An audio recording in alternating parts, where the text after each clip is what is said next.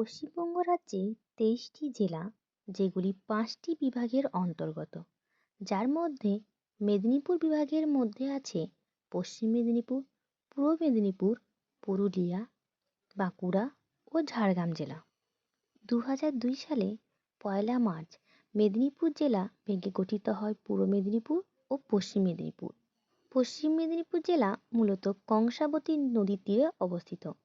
এই জেলাটিতে শিশু, পলাশ, মৌহা, শাল ইত্যাদি বৃক্ষ বেশি পরিমাণে লক্ষ্য করা যায়।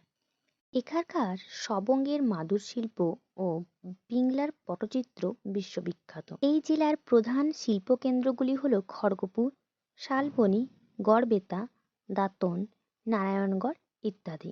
এখানকার বীরসিংহ গ্রামে আমাদের সবার পরিচিত ও মহান ব্যক্তি পণ্ডিত ঈশ্বরচন্দ্র বিদ্যাসাগর ও হাবিবপুর গ্রামে বাংলার প্রথম শহীদ ক্ষুদিরাম বসু জন্মগ্রহণ করেন।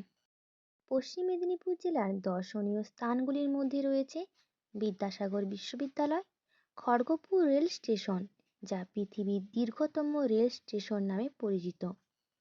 এছাড়াও Indian institute of technology, Gangani, যা বাংলার গ্র্যান্ড ক্যানিয়ন নামে জনপ্রিয়তা অর্জন করেছে, কর্ণগড়ের রানী শিরোমণিগড়, নারাজল রাজবাড়ি, মোগলমারি, কুরুম্বিরা দুর্গ প্রভৃতি।